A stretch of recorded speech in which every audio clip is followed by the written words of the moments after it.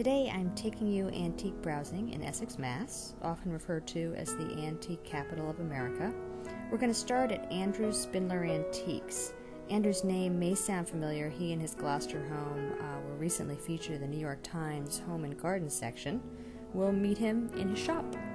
And I like very often making connections between objects from different time periods and styles, and so I'm often drawn to things that are that are antique but read as almost modern, things that kind of cross. This is a lamp that I love. This is by the Dome Company. Oh, that's beautiful. Sort of France, and it's lit on the inside.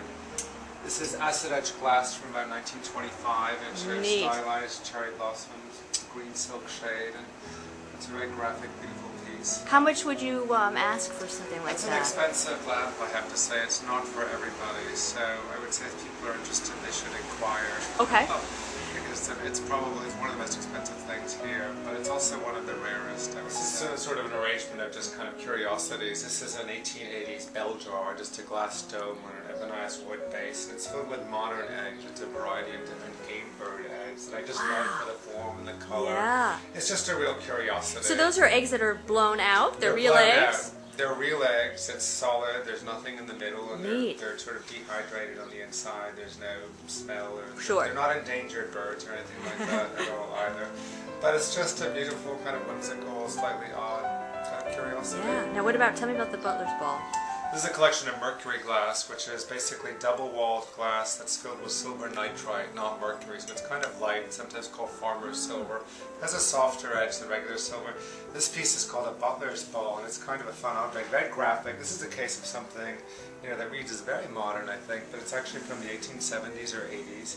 And this was used, it's called a butler's ball because it was used on a sideboard or a serving table in a dining room for the server and the butler, really to gauge the progress of the diners. And it really functions almost like a convex mirror. I find good small-scale furniture and I'll reupholster it, sort of freshens it up. This is a sofa from the 1940s or 50s that's in Belgium, and very nice clean lines.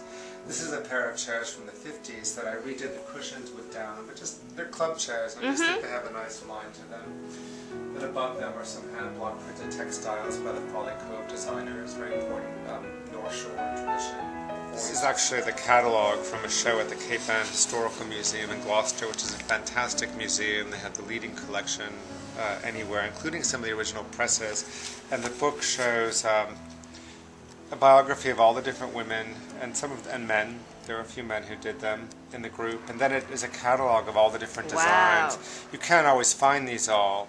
I must say that I've noticed in the art and antique trade and the jewelry trade as well that people see lasting permanent value in art and antiques, and while they might have all their assets and stocks and bonds that could go out down the drain, they at least see that they have not only the personal pleasure of a beautiful environment, but things that still have some value in the end. I hope you'll join me again, Essex Antiquing.